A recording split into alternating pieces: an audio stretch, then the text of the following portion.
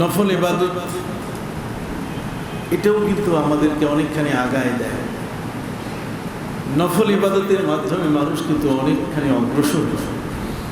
আর যখন কোনো ব্যক্তি নফল ইবাদত করে তখন তার ফরজের জন্য একটা সাপোর্ট হয়ে যায়।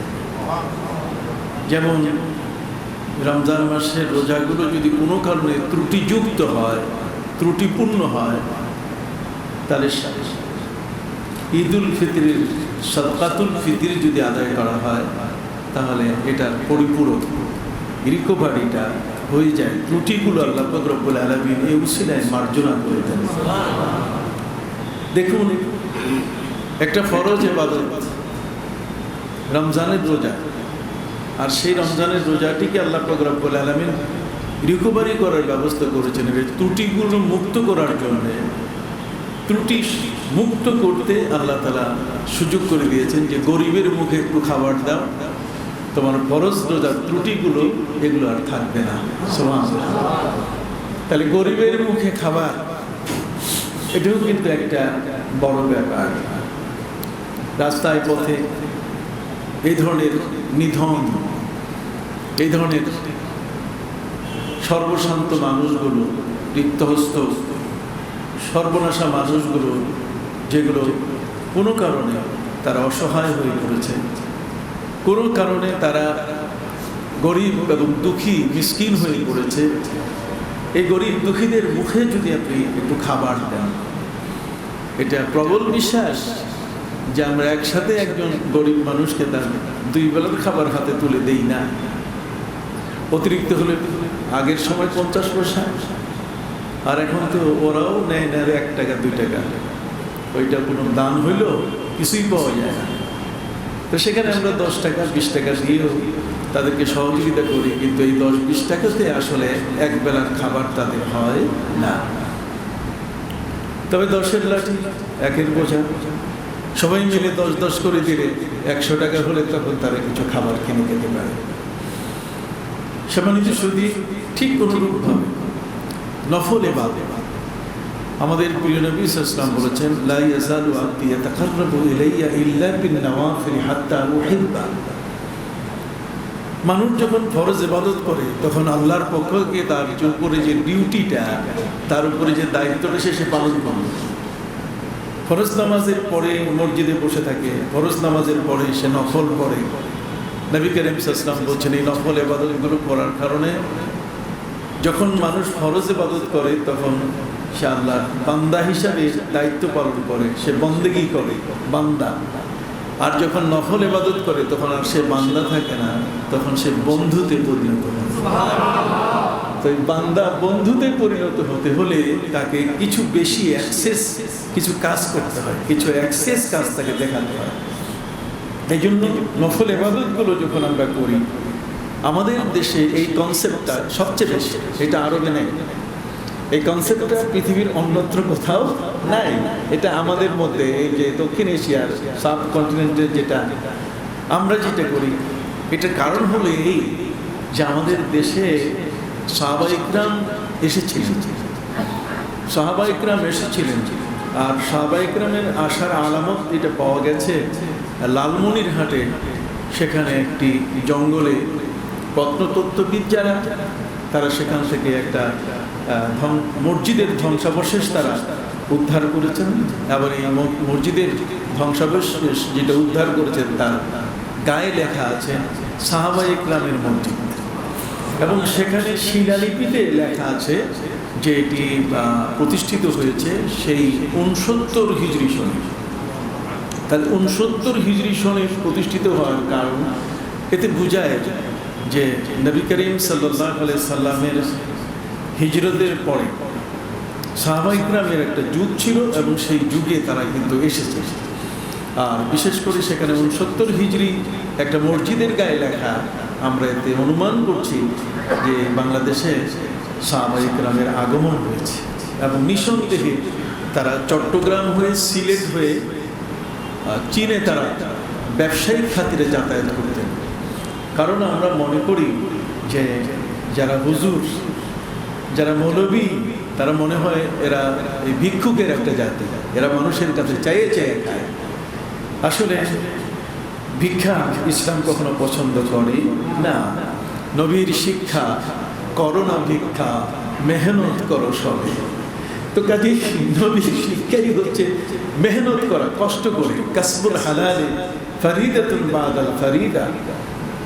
আল্লাহর প্রতি ঈমান আনার পরে সবচেয়ে বড় যে ফরজ দায়িত্বটা হলো সেটা হলো হালাল উপার্জন করা। এই জন্য সাহাবায়ে কেরাম কখনো কারো অপেক্ষা করতেন না, তারা নিজের হাতে নিজের কষ্ট করে তারা কাজ করে করে উপার্জন করতেন। যে কারণে জগতে যত নবী এসছেন প্রত্যেক নবী ব্যবসায়ী ছিলেন, ব্যবসার মধ্যে আল্লাহ বরকত দিয়েছেন। আল্লাহ তাআলা এই জমিনের মধ্যে আকাশ থেকে যত রেজেক তিনি বরাদ্দ দেন তার মধ্যে 10 ভাগ রেজেকের মধ্যে 9 ভাগই বরাদ্দ পায় যারা ব্যবসায়ী। ব্যবসায়ীরা, এই জন্য ব্যবসার মধ্যে কি আছে? বরকত আছে। মাল বা তেজারা, এলেম বা বাহাস, জ্ঞান যত চর্চা করবেন তত বেড়ে যাবে, আর মাল যত ব্যবসায় খাটাবেন তত কি বেড়ে যাবে। তো কাজে তেজারত ব্যবসা, পবিত্র কোরআন মজিদে আল্লাহ তাআলা তেজারতের কথা বলেছেন, লা তাকুলু আমওয়ালাকুম বাইনাকুম বিল বাতিল ইল্লা আন তাকুনা আন তারাদিম মিনকুম। কথা বুঝতে পারছেন?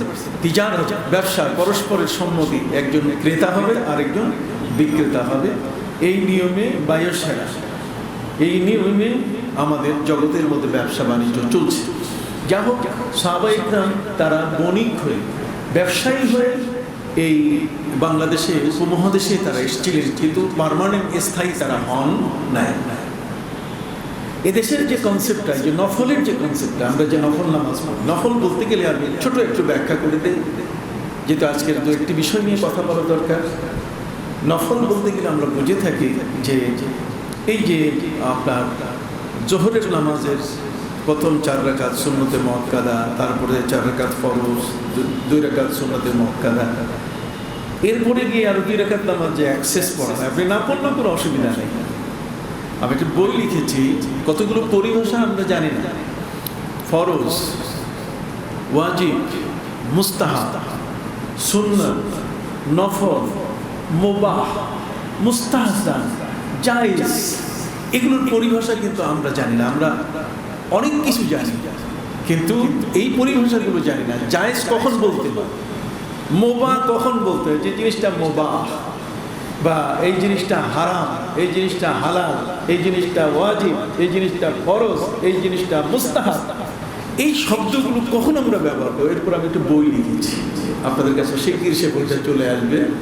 এই পরিভাষাগুলো আমাদের না জানা থাকার কারণে আমরা একেবারে তালে গোল করে ফেলি, আমরা ভালো জিনিসটাকে অনেক সময় খারাপ বলে ফেলি।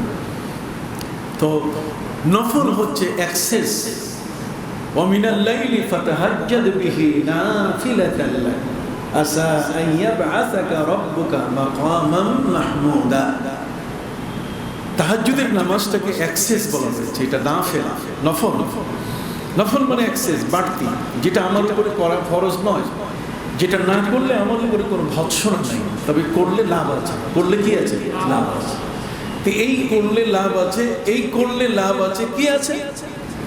যেমন নবী করিম সাল্লাল্লাহু আলাইহি ওয়াসাল্লাম বলেছেন, মান সাল্লাল ফাজরা মা'আল জামাআ সুম্মা জালাসা ওয়া লাম ইয়াতাকাল্লাম ওয়া যাকারাল্লাহ হাত্তা তালাআতিশ শামস সুম্মা সাল্লা রাকাতাইন কানা কাআদলি উমরাহ।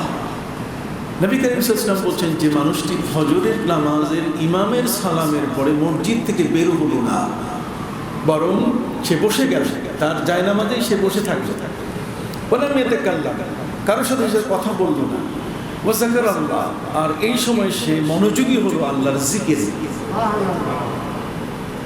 এই জিকির করতে করতে তার সূর্য উদিত হলো, সূর্য উদয়ের পরে সে 2 রাকাত নামাজ পড়লো, যেটাকে ইশরাকের নামাজ আমরা বলে থাকি।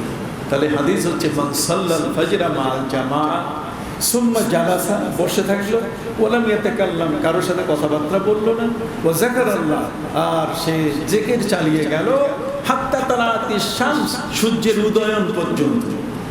সুম্মা সাল্লা রাকাতাইন, সূর্য উদিত হওয়ার পরে সে 2 রাকাত নামাজ পড়ল।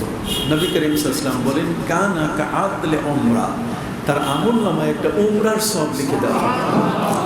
তাহলে দেখেন, এই যে উমরার সওয়াবটা, এটা অর্জন করতে গেলে ফজরের পরে আমাকে ওই জায়নামাজে বসে থেকে বিশেষভাবে কারোর সাথে কোনো কথা না বলে আমাকে এই ইবাদত করার জন্য নবী করিম সাল্লাল্লাহু আলাইহি ওয়াসাল্লাম তিনি বলেছেন। এই কনসেপ্টটা এটাই উপমহাদেশে বাংলাদেশের মধ্যে আল্লাহর ওলিরা আমাদের মাঝে চালু করেছে। তারা কিন্তু এটা চালু করেছেন। আপনি দেখবেন যে যারা এই বুকে হাত বাঁধে, যারা লাফালাফি করে, আমি জোরে টোরে কয়, আপনি দেখবেন ওরা দাঁড়ায় না, মাথায় টুপিও দেয় না।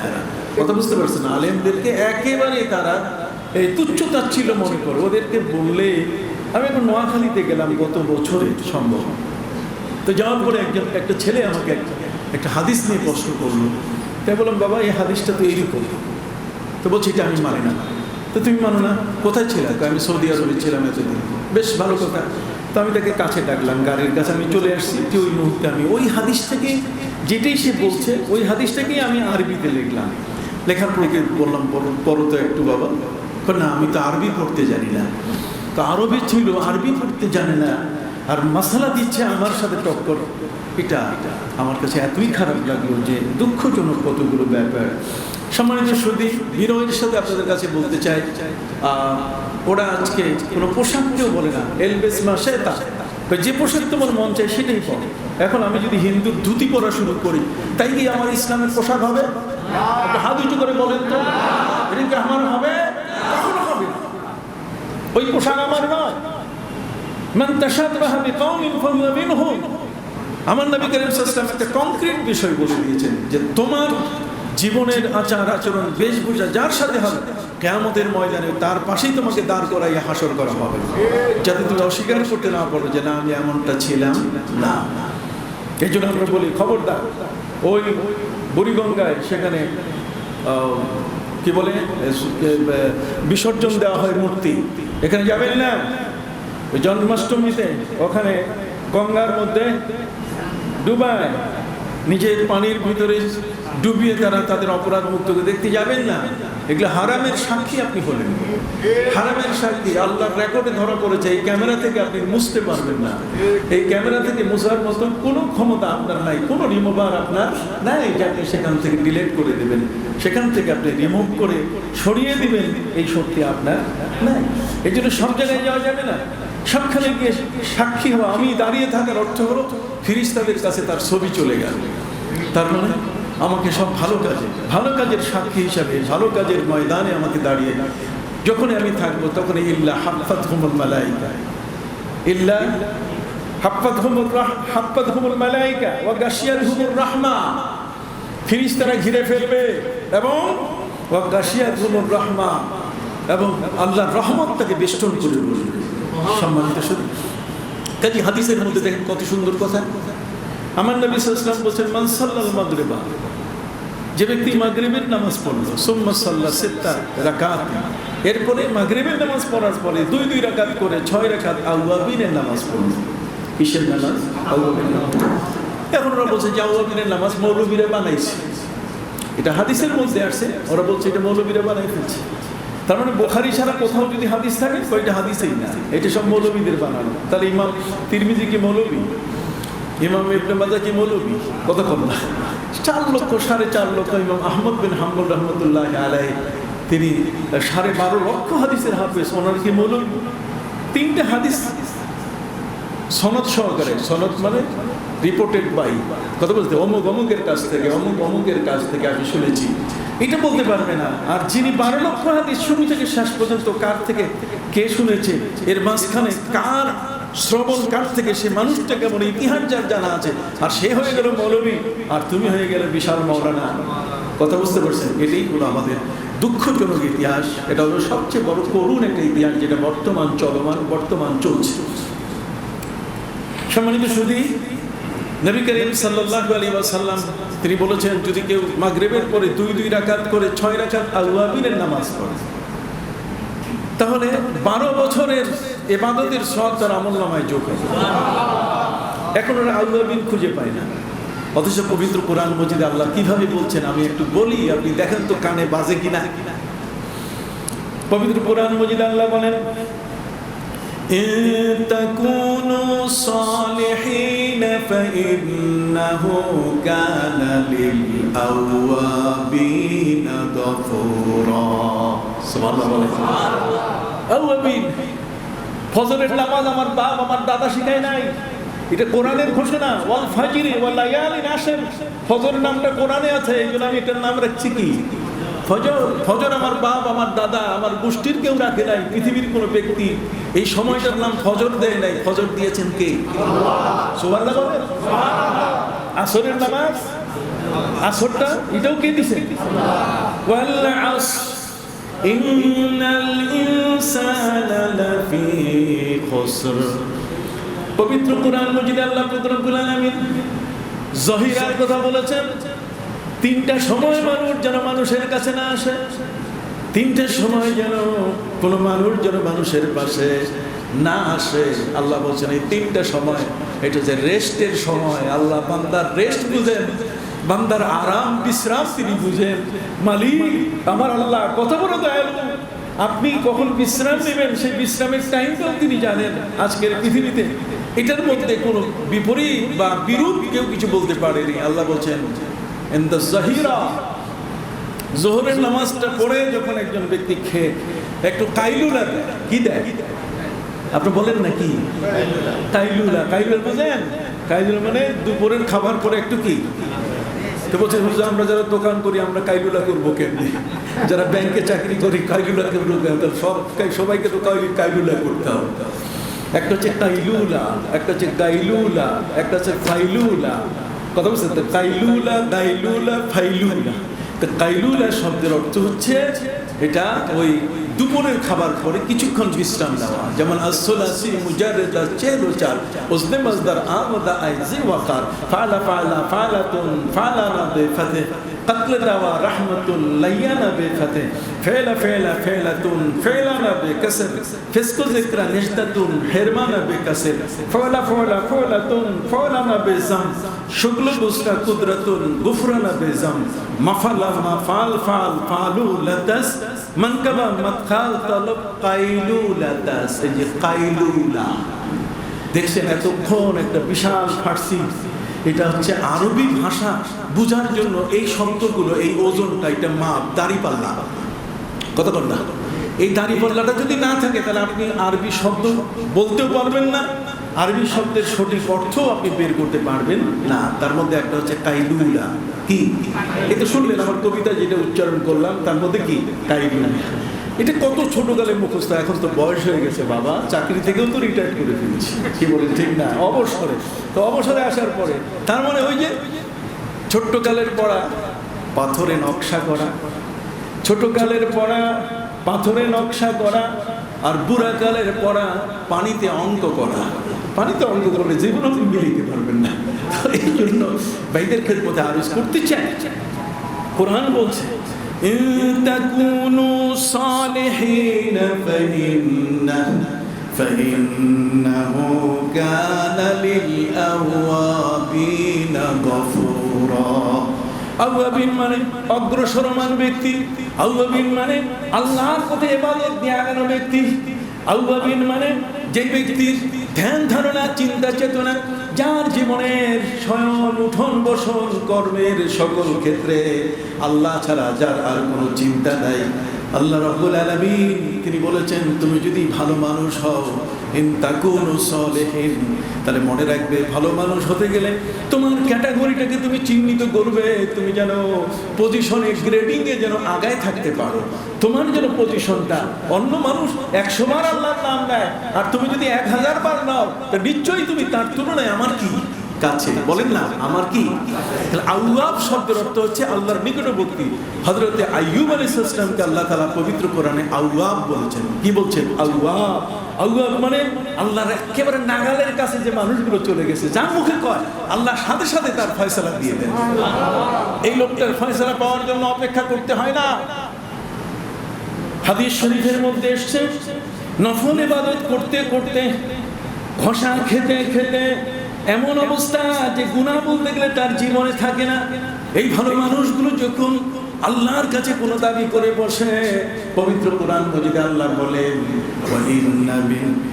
পবিত্র কোরআন মজিদ ছাড়াও বিশ্বনবী সাল্লাল্লাহু আলাইহি ওয়াসাল্লামের হাদিসের মধ্যে এসেছে, ওয়া ইন্না মিন ইবাদিল্লাহি মান লাউ আকসামা আলাল্লাহি লা আবাররা। আল্লাহর এমন বান্দা আছে যে চাইবেন আপনি সে আল্লাহর কাছে যখনই বলে দিবে সাথে সাথে আপনি তার সুফল পেয়ে যাবেন। ওটা পাওয়ার জন্য বসা থেকে উঠা পর্যন্ত আর দেরির প্রয়োজন নাই। এই জন্য আমার নবী বলেন, আল্লাহ তাআলা নিজেই বলেছেন, লা ইয়াজালু আবদি ইয়াতাকাররাবু ইলাইয়া ইল্লা বিন নাওয়াফিল। নফলের বহু বচন হচ্ছে নাওয়াফিল। আল্লাহর নৈকট্যতা লাভ করার জন্য বান্দা কি করে? নফল নামাজ পড়ে। কি পড়ে? নফল নামাজ। নফল নামাজ পড়তে পড়তে আউয়াবিন পড়ে, ইশরাক পড়ে, সালাতুদ দুহা, চাশতের নামাজ পড়ে। ওই যে বেলা 11টার সময় চাশতের নামাজ পড়ে। ইশরাক শব্দ তো কোরআনের মধ্যে আছে। এগুলো সব দুহা, সালাতুদ দুহা, ওয়াদ দুহা ওয়াল লাইলি ইযা সাজা, মা ওয়াদ্দাআকা রাব্বুকা ওয়া মা ক্বালা, ওয়ালাল আখিরাতু খায়রুল লাকা মিনাল উলা। এই যে চচগুলো বলেন, সালাতুদ দুহা মানে চাশতের নামাজ, সালাতুল ইশরাক মানে ফজরের পরে, সূর্য উদয়ের পরে নামাজ, আর আউয়াবিন হচ্ছে মাগরিবের নামাজের পরে 2 রাকাত করে 6 রাকাত কি আউয়াবিন। কেউ কেউ বলেছেন যে মাগরিবের সুন্নতের পরে 2 রাকাত করে 6 রাকাত, আর কেউ বলেছেন না, মাগরিবের সুন্নত 2 রাকাত, এরপরে আর 2 রাকাত করে 4 রাকাত। কথা বুঝতে পারছেন? তাহলে সর্বমোট কত? মাগরিবের ফরজের পরে 6 রাকাত আউয়াবিন। নুরুল ইজা কিতাব আছে, মারাকিল ফালা আমার কাছে আছে। সম্মানিত সুধী, সব কিতাবের মধ্যে এই ভালো মানুষগুলো যখন ইবাদত করে, ইবাদত করতে করতে লা ইয়াজালু আবদি ইয়াতাকাররাবু ইলাইয়া ইল্লা বিন নওয়াফিল হাত্তা উহিব্বা, তখন আল্লাহ বলেন যে ও এইভাবে ইবাদত করতে করতে এত মাথা ঠেকাচ্ছে, এত মাথা ঠেকাচ্ছে, এতভাবে সে ইবাদত করছে, সব ইবাদত করতে করতে তার অবস্থানটা এখন শুধু সিজদা, রুকু, আল্লাহ ছাড়া আর কোনো কিছু নাই। তখন আমার আল্লাহ বলেন হাত্তা উহিব্বা, তখন আর কি করব? আমি তাকে তখন মহব্বতের গণ্ডির মধ্যে তাকে নিয়ে আসি, তাকে অন্তর্ভুক্ত করে ফেলি। তখন আমার সে খাস বান্দা হয়ে যায়। কি হয়ে যায় বলেন? খাস বান্দা। হাত্তা উহিব্বা। তখন যা সে বলে আমি বলি, তখন আমি তার হাত হয়ে যাই। নফল ইবাদত করতে করতে সে এমন হয়ে যায়, ফাকুনতু বাসরাহুল লাযী ইয়াবসুরু বিহি, আমি তার চক্ষু হয়ে যাই, তখন আমার চোখ দিয়ে সে দেখে। আমি তখন তার হাত হয়ে যাই, তখন আমার হাত দিয়ে সে কাজ করে। আমি তখন তার পা হয়ে যাই, তখন আমার পায়ে সে চলে। তাহলে আল্লাহর চোখ দিয়ে দেখা মানে কি? তখন সে কি কোনো খারাপ জিনিস দেখবে? এই হাত দিয়ে যখন, এই হাতটা যখন আল্লাহর হাত হয়ে যাবে, তখন কি সে কোনোদিন মিথ্যা কিছু লিখবে, মিথ্যা কোনো কিছু ডকুমেন্টারি কারো কাছে কিছু দিবে, কোনো স্বাক্ষর করবে? কোনোটাই করবে না। তার হাত নিয়ন্ত্রণে চলে আসবে, চক্ষু নিয়ন্ত্রণে চলে আসবে, তার পা নিয়ন্ত্রণে আসা মানে তার গোটা বডিটা তার নিয়ন্ত্রণে কি চলে আসবে। সুবহানাল্লাহ। এই জন্য এই কনসেপ্টটার উপরে এই বাংলাদেশের ওলিয়া যারা পীর মাশায়েখ এই উপমহাদেশের মধ্যে তারা এই ইবাদতগুলো আমাদের চালু করেছে, যে যদি নফল একটা মানুষ পড়ে তার ফরজটা কখনো ছাড়া যাবে, ফরজ কোনোদিন নষ্ট হবে না। নফল পড়ার অভ্যাস যার আছে তার ফরজ কোনোদিন ছুটে যাবে না। আর তার নফল নাই, সুন্নত নাই, কিচ্ছু নাই, ওর ফরজ ছুটে যাওয়া সহজ।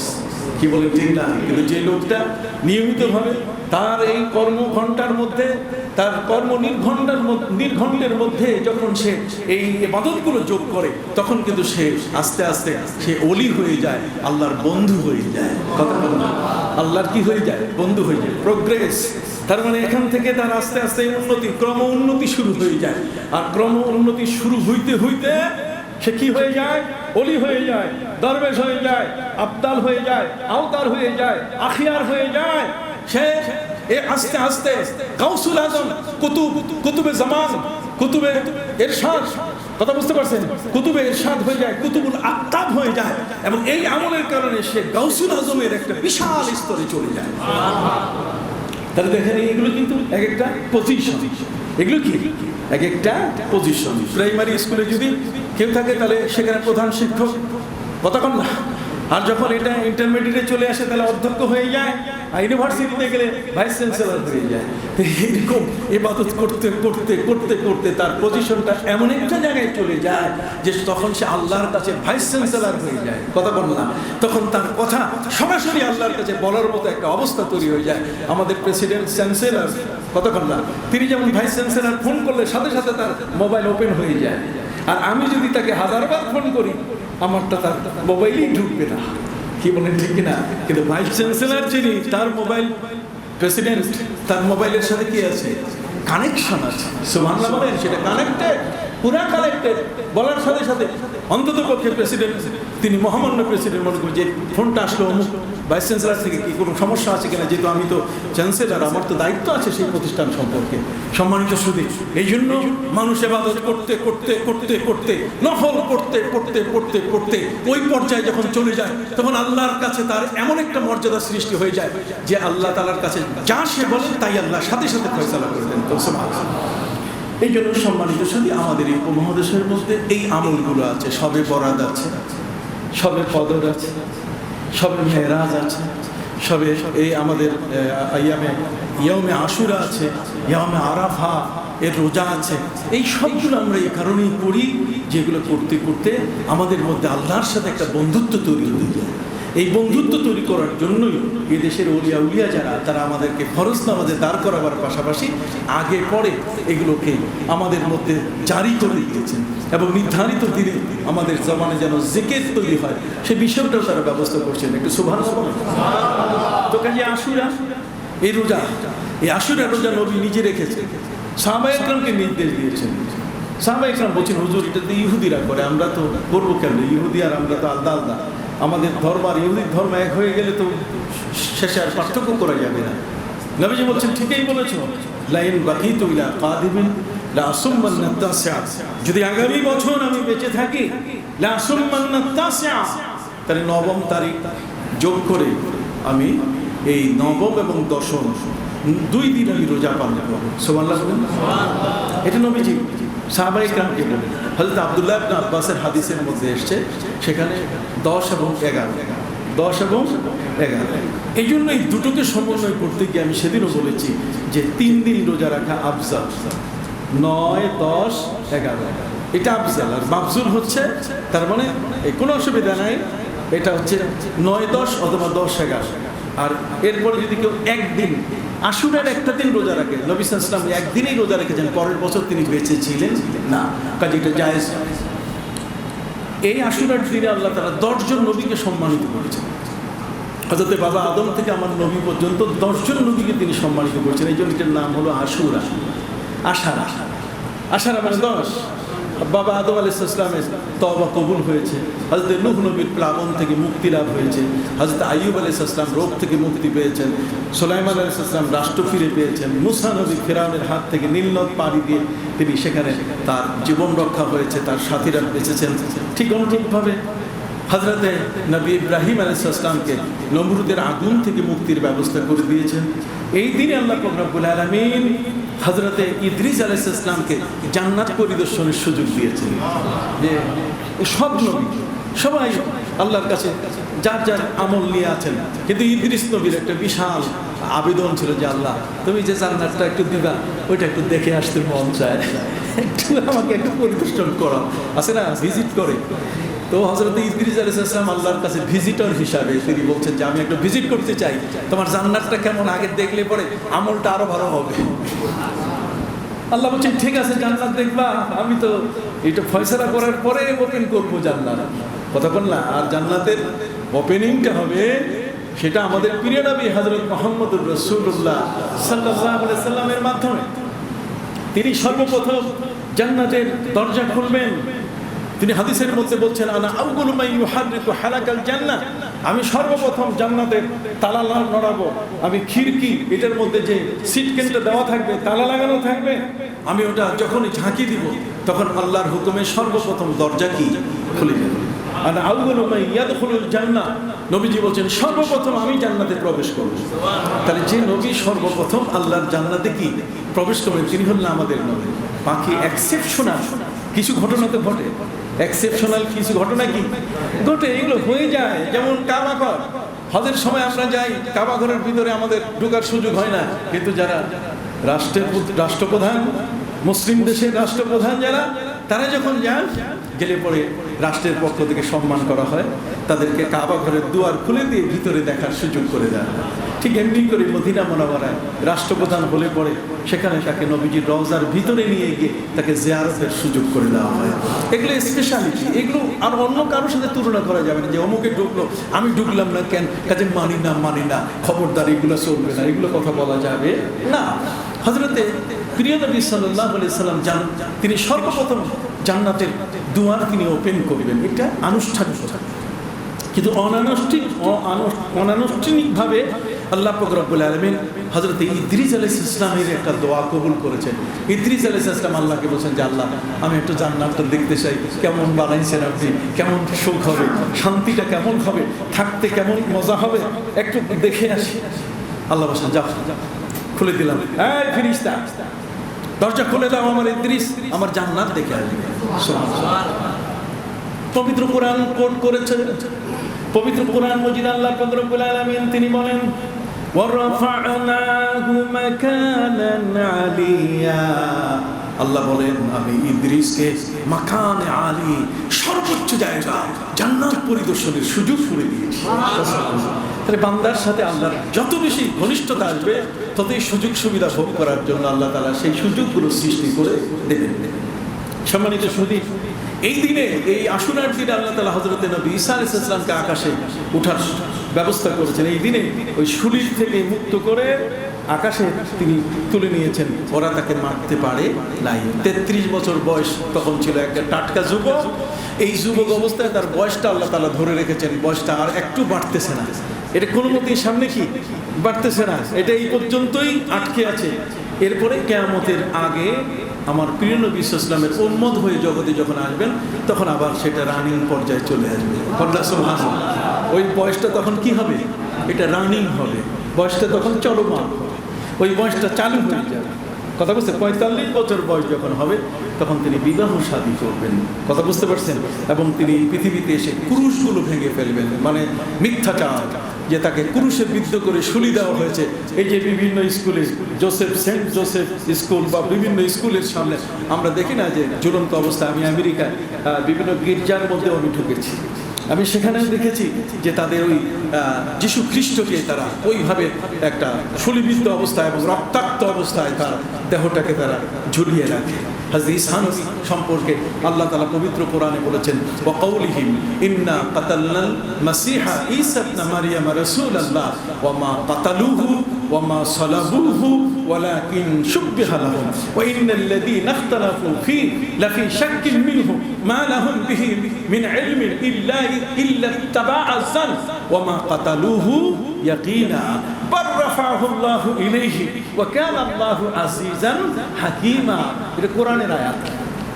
আল্লাহ বলেন ওরা দাবি করে ওয়াকাউলিহিম ইন্না কাতালনাল মাসিহা ঈসা ইবনে মারইয়াম, ওরা বলছে মরিয়ম তনয়, মরিয়ম পুত্র যিশু খ্রিস্ট ঈসাকে আমরা মেরে ফেলেছি। আল্লাহ বলেন ওয়ামা কাতালুহু, তারা তাকে কতল মারতেও পারে নাই, ওয়ামা সালাবুহু, তাকে তারা ওই ক্রুশে বিদ্ধ করতেও পারে নাই। এটা কার কথা? আরো জোরে বলুন কার কথা? খ্রিস্টানরা যে বলতেছে যে তাকে শুলিতে দিয়েছে, এটা কি মিথ্যা? জোরে বলেন এটা কি মিথ্যা?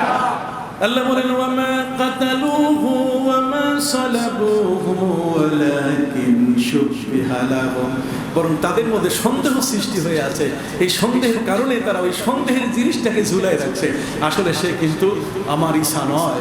আমি যে লোকটা ঈসাকে ধরার জন্য রুম থেকে বের করে নিয়ে আসার জন্য এসেছিল, আমি তার চেহারাটা ঈসা নবীর চেহারা বানাই দিচ্ছি।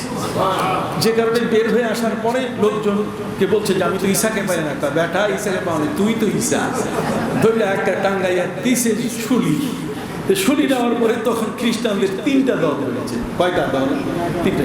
এই 3টা দলের মধ্যে একটা দল হচ্ছে ইয়াকুবিয়া। কথা বলে একটা দল কি? ইয়াকুবিয়া।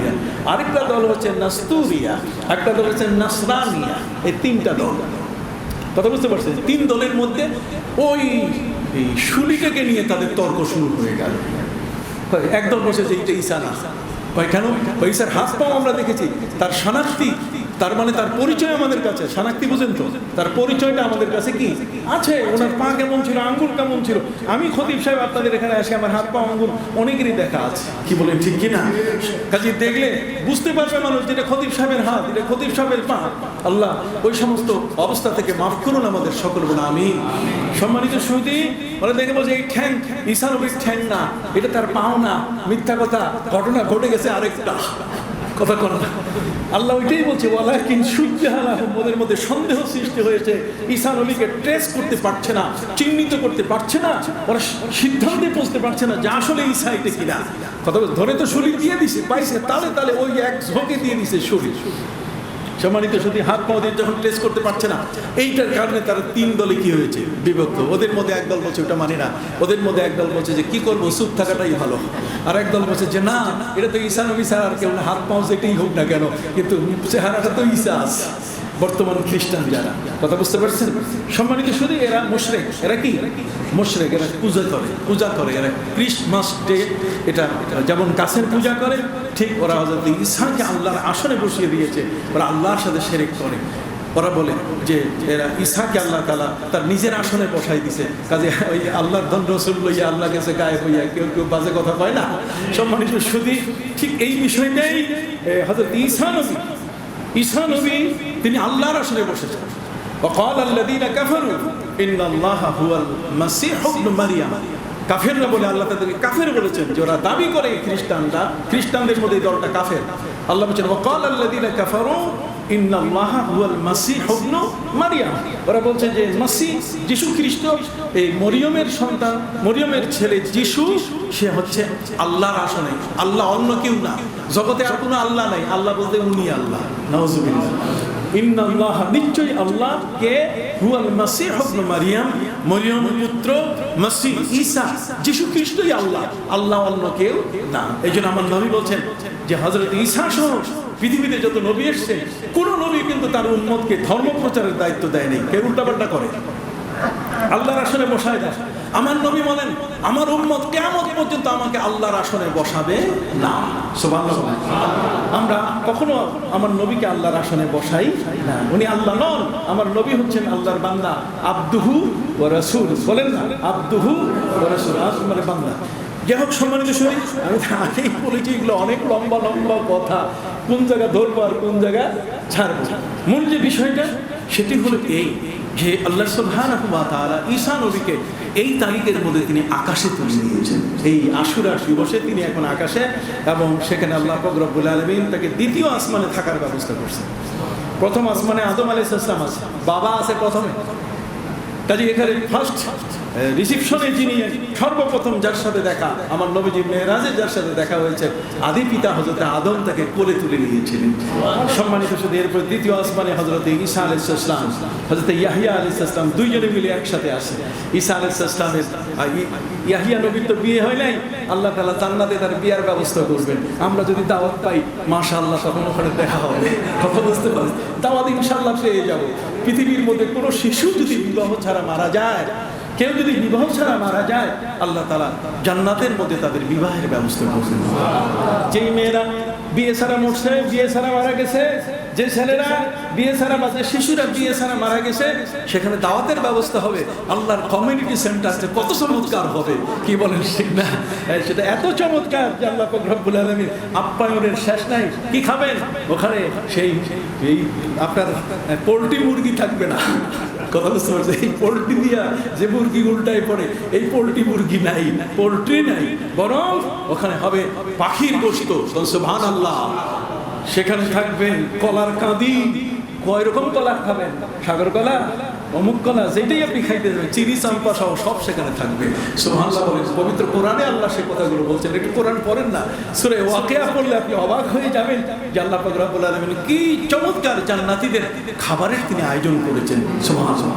যাই হোক, শেষ কথাটি বলতে চাই যে এই দিনে আল্লাহ পাক রব্বুল আলামিন হযরত নবী ঈসা আলাইহিস সালামকে আকাশে তুলে নিয়েছেন, তার বয়সটা স্টপ করে রেখেছেন। বললাম বয়সটা কি স্টপ, এর একটা সোজা একটা ইংরেজি হ্যাঙ্গিং করে রাখছেন, কথা বল না, তার বয়সটাকে আল্লাহ কি করে রাখছেন? হ্যাঙ্গিং করে রাখছেন। তার মানে হ্যাং হয়ে আছে, হ্যাং হয়ে আছে মানে ওই জায়গায় দাঁড়ায় আছে, কার্জার আর নড়ে না, কথা বুঝতে নাই, কার্জার আর নড়তেছে না, একটা জায়গা মতো হ্যাং হয়ে আছে। এই অবস্থায় তার বয়সটা 33 বছরে হ্যাং হয়ে আছে। আর যখনই নবী করিম সাল্লাল্লাহু আলাইহি ওয়াসাল্লামের উম্মত হয়ে আল্লাহর হুকুমে পৃথিবীতে আসবেন, তখন এই হ্যাংটা আর থাকবে না, তখন এটা রানিং হয়ে যাবে, আবার চলমান। ঈসা আলাইহিস সালাম আমার নবীর এই উম্মত হয়ে জগতের মধ্যে এসে ওই ক্রুশ যারা যারা ঝুলাই রাখছে, মিথ্যা ওই শুলিটাকে যারা ঝুলাই রাখছে, এগুলোকে তিনি ভাঙবেন। আপনি কি বুঝতে পারছেন? পরিষ্কার বোঝা গেছে? ইসলাম হচ্ছে একটা পরিষ্কার ধর্ম, নিট অ্যান্ড ক্লিন। ইসলাম হচ্ছে একেবারে পবিত্র ধর্ম, এটার মধ্যে কোনো প্যাঁচ নাই, কিছু নেই। যদি আপনি বুঝেন ঠিক মতো, আর উল্টাপাল্টা বুঝলে তো তখন তো আর নিজের স্বার্থে আঘাত লাগলে তখনই উল্টা বুঝে নিয়ে দিলাম, কথা বুঝে নেই একটা কথা, তখন উল্টা বোঝা শুরু করে। যা হোক, এই দিনে, এই আশুরার দিন আল্লাহ পাক রব্বুল আলামিন আমার প্রিয় নবী সাল্লাল্লাহু আলাইহি ওয়াসাল্লামের জন্য একটা চূড়ান্ত ঘোষণা দিয়েছেন। সুবহানাল্লাহ। একটা কি দিয়েছেন? চূড়ান্ত ঘোষণা। আর চূড়ান্ত ঘোষণা যেটা পৃথিবীতে আর কারো বাতিল করার কোনো সুযোগ নাই, যেটার মধ্যে কোনো কালিমা লেপন করার কোনো সুযোগ নেই, যেটার মধ্যে কোনো অবস্থাতেই কোনো ব্যক্তি ওটার মধ্যে সামান্যতম একটু কালো দাগ দিবে, একটু সেখানে কলমের একটা ডট লাগাবে, একটা চিহ্ন, একটা ফোঁটা দিবে, সেই ফোঁটাটা পর্যন্ত দেওয়ার সুযোগ নাই। আর সেটা কি? পবিত্র কোরআন মাজিদে সূরা আল ফাতহার শুরুতে আল্লাহ পাক রব্বুল আলামিন আমার নবীর সম্পর্কে চূড়ান্ত একটা সার্টিফিকেট দিয়েছেন, একটা চূড়ান্ত সার্টিফিকেট। যেই সার্টিফিকেটটা আপনি শুনলে পরে খুশি হয়ে যাবেন। সবার সার্টিফিকেট থাকে, আমরা কামিল পাস করেছি, আমরা টাইটেল পাস করেছি, আমরা MA পাস করেছি, PhD, আমরা MPhil করেছি, MPhil PhD সার্টিফিকেট আমাদের কাছে আছে, সরকার থেকে দেওয়া আছে, চূড়ান্তভাবে একটা সার্টিফিকেট দেওয়া আছে। আল্লাহ তার প্রিয় নবীকে একটা চূড়ান্ত সার্টিফিকেট দিয়েছেন। সেই চূড়ান্ত সার্টিফিকেট কি? এটা যদি মাথার মধ্যে ঢুকে তাহলে আর সমস্যা নাই। ইয়া নবী সালাম আলাইকা এটা দাঁড়াইতে তখন আর কোমরে ব্যথা হবে না। তখন ইয়া নবী সালাম আলাইকা দাঁড়াইতে গিয়ে যার কোমরটা আর কতটুকু লম্বা হলে আমার নবীকে আরো বড় করে সালাম দিতে পারতাম। ওই সার্টিফিকেট হলো পবিত্র কোরআন মাজিদের সূরা আল ফাতহার শুরুতে আল্লাহ বলে দিয়েছেন, লিয়াগফিরা লাকাল্লাহু মা তাকাদ্দামা মিন যামবিকা ওয়া মা তাআখার। সুবহানাল্লাহ বলে। আল্লাহ বলে, হে নবী, আমি আপনাকে চূড়ান্ত এই আশুরার দিনে আল্লাহ তাআলা আমার নবীকে চূড়ান্ত সার্টিফিকেট দিলেন যে আপনি নিষ্পাপ, আপনি মাসুম, আপনি বেগুনাহ, অপরাধ মুক্ত, আপনি অপরাধ মুক্ত, আপনি মাসুম, আপনি বেগুনাহ, আপনার কোনো গুনাহ নেই, আপনার কোনো অপরাধ নাই। তাহলে গুনাহ এবং অপরাধ মুক্ত পৃথিবীতে আর কে কাউকে ঘোষণা করতে পারছে? কেউ কাউকে ঘোষণা করতে পারে নাই। কোনো না কোনো কারণে মানুষের নানা ধরনের কালিমা লাগানো আছে, কোনো কারণে মানুষের অপরাধ হওয়া স্বাভাবিক, কিন্তু আমার নবীর গায়ে কি নাই? একটা সামান্য চাঁদের গায়েও দাগ আছে, কিন্তু আমার নবীর জীবনে কি নাই? দাগ নাই, তার চরিত্রে কোনো কালিমা নাই, কেউ কোনো কালিমা লেপন করতে পারে নাই। কত বড় অথেন্টিকিটি একটা কথা, অথেন্টিক কথা কত বড়, যে আল্লাহ বলছেন লিয়াগফিরা লাকাল্লাহু মা তাকাদ্দামা মিন যামবিকা ওয়া মা তাআখার। সেই প্রিয় নবী সাল্লাল্লাহু আলাইহি সাল্লামের এই আশুরার দিনে আল্লাহ তাআলা তাকে এই ঘোষণাটা দিয়েছেন। পাশাপাশি সব কিছু ঠিক আছে, কিন্তু মর্মান্তিক অবস্থা সৃষ্টি হয়েছে। আমার প্রিয় নবী সাল্লাল্লাহু আলাইহি সাল্লামের সেই হিজরতের 60 বছর পর নবী পৃথিবীতে নাই। নবী পৃথিবীতে কি নাই? আলহামদুলিল্লাহ, নবী পৃথিবীতে নাই। কিন্তু ওই সময় এই পৃথিবীতে কি ঘটবে নবীর চোখে তো স্পষ্ট। কথা বলেন, আমার নবীর চোখে কি স্পষ্ট। আপনি বলবেন যে নবী কেমনে দেখলেন? আমরা চশমা লাগাইয়া যতটুকু রেঞ্জ ততটুকু দেখি, আর বেশি দেখি না। আর নবী আগামী ভবিষ্যতে কি হবে, 50 বছর, 60 বছর, 100, 1000 বছর, 1 কোটি বছর পর কি হবে, নবী যাবেন কেন? আমার নবী নিজেই বলছেন, শোনো, আইয়ুকুম মিসলি, আমার সাথে সবাইকে তুলনা করো না, আমি আর তুমি এক না। সুবহানাল্লাহ। আমি আর তুমি কি এক না। তুমি 3 দিন না খাইয়া রোজা রাখলে তোমার শেষ পর্যন্ত ডাক্তারের হাসপাতালে যেতে হবে, আর আমি রাসূল 1 মাস না খাইয়া আমি রোজা রাখি। 1 মাস না খাইয়া কি রোজা রাখি, পুরো রোজার মাস আমি খাই না। তো সাহাবায়ে কেরাম সবাই বললেন যে নবী যখন খায় না আমরাও আর খাবো না। এটা ভালোবাসার একটা মূল্য। তারা সবাই নবীকে দেখে বলছে আমরাও। নবীজি সাহাবায়ে কেরামকে তো চায়, তুমি সেহরি খাও নাই কেন? তো হুজুর আপনি খান না এই জন্য? শোনো, ইউতিমুনি ওয়া ইয়াসকিনি ওয়া ইউসকিনি, আল্লাহ তাআলার পক্ষ থেকে রাতে জিবরিল আমিন এসে আমাকে জান্নাতের খাবার খাওয়াই দিয়ে যায়। ইউতিমুনি ওয়া ইয়াসকিনি। তো নবীর সাথে আমাদেরকে তুলনা করা ঠিক হবে? নবী করিম সাল্লাল্লাহু আলাইহি ওয়াসাল্লামের দেহের মধ্যে শক্তি কত? নবী করিম সাল্লাল্লাহু আলাইহি ওয়াসাল্লামের দেহের মধ্যে 100 জন জান্নাতি ব্যক্তির শক্তি আছে। 100 জন জান্নাতি ব্যক্তির একজনের গায়ে কত শক্তি? একজনের গায়ের শক্তি আছে পৃথিবীতে 4000 পুরুষের গায়ে যে শক্তি, আমার নবীর গায়ে কি সেই শক্তি। এই জন্য নবী একবার শুধু ওই গরুর একটা রগ নিয়ে উকবা ইবনে আবি মুআইতকে শুধু একটা পিটান দিয়েছেন নবীর জীবনে। আমি সেদিনও বলছি যে একবার একজনের গায়ে নবী আঘাত করছেন, আর একবার একজনের কান ধরে টানছেন। কতক্ষণ না? একজনের কান ধরে টানছেন, আরেকজনকে কি ওই গরুর যে রগ আছে রগ দিয়ে পিটাইছেন। এই গরুর রগ দিয়ে যাকে পিটেছেন সেটা হলো উকবা ইবনে আবি মুআইত। উকবা ইবনে আবি মুআইত এই লোকটি হলো যে কাবা ঘরে নবী যখন সেজদায় পড়েছিলেন তখন এই লোকটা নবীর মাথার উপরে উটের পচা ভুঁড়ি চাপাই দিয়া নবীকে শ্বাসরুদ্ধ করতে মারতে চেয়েছিল। বদরের যুদ্ধে যখন যায় নবীর সামনে আসার পরে নবী ওই একটা রড দিয়ে মানে রগ দিয়ে একটা পিটান দেওয়ার সাথে সাথে এক গরুর রগের পিটানি খাইয়া একটাতেই সিটকে দুইখানি শ্বাস মৃত্যুবরণ করছে। মুসা নবী যেমন এক থাপ্পড় দেওয়াতে ওই যে দারোগা সাহেব মারা গেছে, কতক্ষণ না ফাওয়াকাযাহু মুসা ফাকাদা আলাইহিল মাউত। গরিব মানুষটা বোঝা টানতে পারে না, ফেরাউনের দরবারে আজকে বড় ধরনের সেখানে খাবার আয়োজন আছে, অতএব লাকড়ি আনার জন্য যে লোকটা বোঝা টেনে নিয়ে আসতেছে সেটা 1 মণ টানতে পারেন, মাথার উপর চাপাই দেওয়া হয়েছে, ঘাড়ের উপরে 2 মণ, হাঁটতে পারে না। আর পিছনে দারোগা নতুন বিসিএস পাস করে ঢুকছে, কথা বুঝেন নাই, ঢুকার পরে সে পিছনে পিটান দেওয়া শুরু করছে, এই তাড়াতাড়ি হাঁটো না কেন মিয়া, হাঁটো। কিন্তু ওই যে বৃদ্ধ, ওর গায়ের যে শক্তি নাই, ওই বৃদ্ধ 2 মণ বোঝা টানার মতো ক্ষমতা তার কাছে কি নাই। সেই কতক্ষণ টানবে গায়ের বোঝা, ঘাড়ের বোঝা তো নিচে নামাতে পারছে না। পিছনে দারোগা দাঁড়ানো, হযরত মুসা আলাইহিস সালাম সামনে আসতেছেন। মুসা নবীকে দেখে সেই বৃদ্ধ মানুষটা বলল যে দেখো তো মুসা, এইমাত্র লোকটা বিসিএস পাস করছে, এটা আমার নাতির বয়স, এখন হয়ে গেছে দায়িত্বশীল একজন দারোগা, আর আমি 1 মণ বোঝা টানতে পারি না, সেখানে আমার ঘাড়ে দিছে 2 মণ লাকড়ির বোঝা, আমি হাঁটতেই পারতেছি না, আমার সুবিধা মতো আমি হাঁটতেছি, অথচ সে আমাকে পিছনে পেটাচ্ছে, আমার সহ্য হচ্ছে না। মুসা কিছু তুমি কও। মুসা আলাইহিস সালাম বলে দেয়, তোমার দাদার বয়স, দারোগা সাহেব একটু সমীহ করো, তোমার এই পদটা তোমার চেয়ারটার চেয়ে বেশি মূল্য, তোমার চেয়ারটা জন্ম নেয় নাই, তার বহু বছর আগে সে জন্ম নিয়েছে, অতএব তুমি এই বুড়া বয়সী দাদা বয়সী মানুষটার গায়ে তুমি হাত দিও না। দারোগা বলছে বাজে কথা কও, তুমি যদি এরকম কথা বলো এই বোঝা তোমার কাঁধের উপরে উঠাই দিব। মুসা আলাইহিস সালাম তো ছিলেন হিটেড পারসন, অত্যন্ত গরম মেজাজের মানুষ, গরম হয়ে গেলে মাথার টুপি পুড়ে যেত, আর হাতের মধ্যে ডান্ডা ছিল আসাই মুসা, কথা বুঝেন না।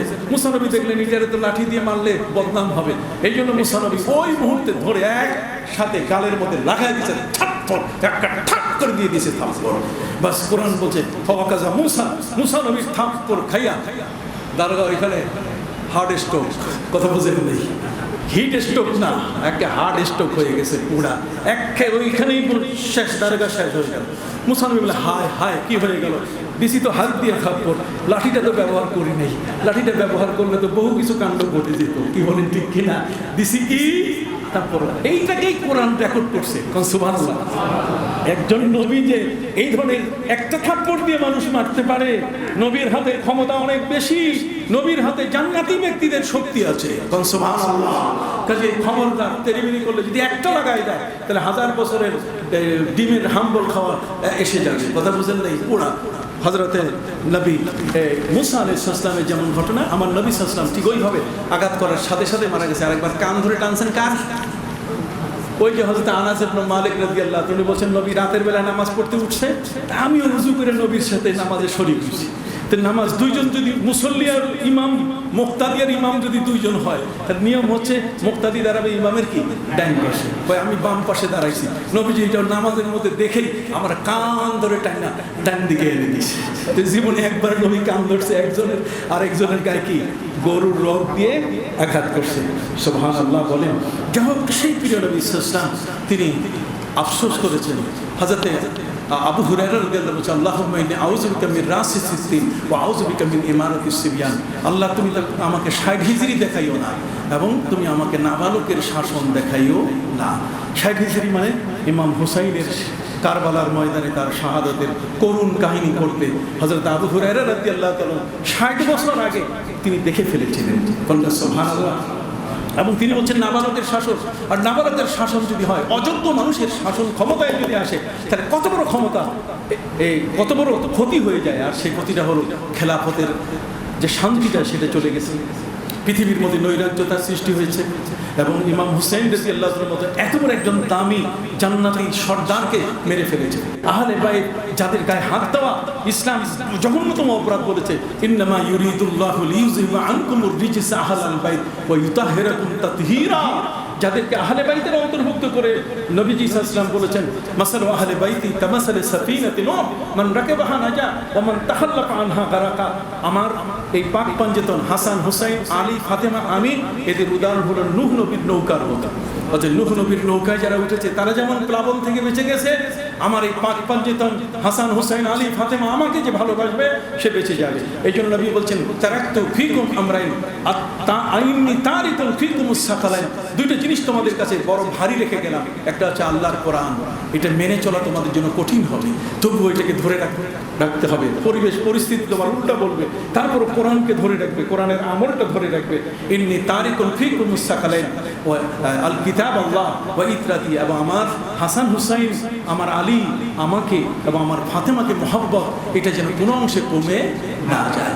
অতএব সেদিন এই ইয়াজিদ পাপিষ্ট, তার ওই যে জারস সেনাবাহিনীর সর্দার ওবাইদুল্লাহ বিন জিয়াদের মাধ্যমে সেদিন যে কারবালার প্রান্তরে যে ঘটনাটি ঘটেছে, আমাদের সব হাসিগুলো কেড়ে নিয়েছে। কথা বলে না, আমাদের সব হাসিগুলো কি কেড়ে নিয়েছে, আমাদের অন্তরের মধ্যে এমন একটা বেদনার সৃষ্টি করেছে, যে বেদনায় ইমাম হুসাইন সেদিন মাথা উঁচু করে রেখেছিলেন। তিনি বাতিলের কাছে মাথা নত করেন নাই, শুধু একটি মাত্র কারণ, যে তিনি ওই হজ চলতেছিল, হজে না গিয়ে, হজ তার উপরে তখন ফরজ ছিল না, এর আগে তিনি ফরজ হজ আদায় করেছেন। এখন মুসলিম জাহানকে রক্ষা করা পাপিষ্ট ইয়াজিদের হাতে দেওয়া যাবে না, যে কারণে ইমাম হুসাইন রাদিয়াল্লাহু কুফা এসেছিলেন, যার পরিণতি কারবালার প্রান্তরে কি ঘটেছে আপনাদের সকলের জানা আছে।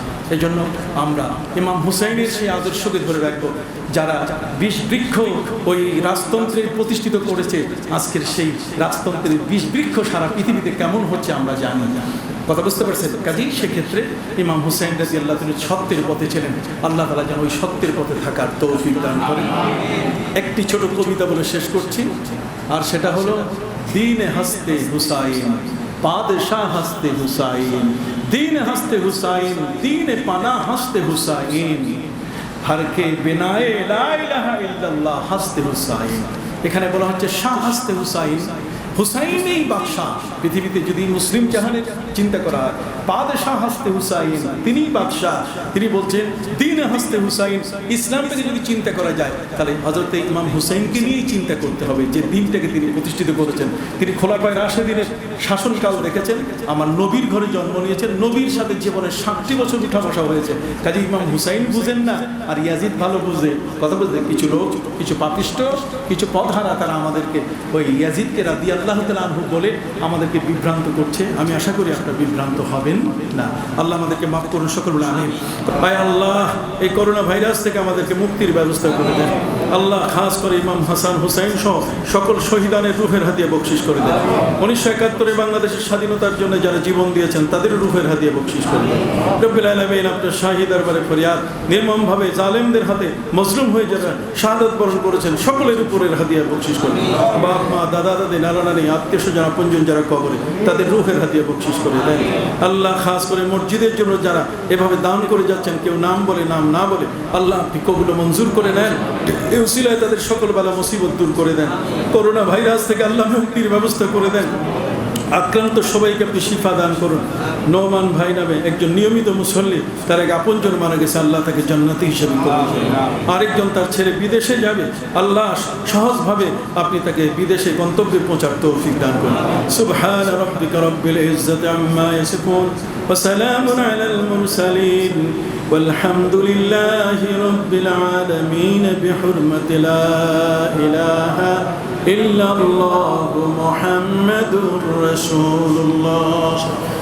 তো বন্ধুরা, এ ধরনের নিত্য নতুন ভিডিও পেতে আমাদের ইউটিউব চ্যানেলটি সাবস্ক্রাইব করে পাশে থাকা বেল বাটনটি ক্লিক করুন এবং ভিডিও সম্পর্কে আপনার যে কোনো মতামত কমেন্ট করে জানিয়ে দিন আমাদেরকে। ধন্যবাদ সবাইকে। সত্যের সন্ধানে সব সময় সবখানে। কাজী টিভি।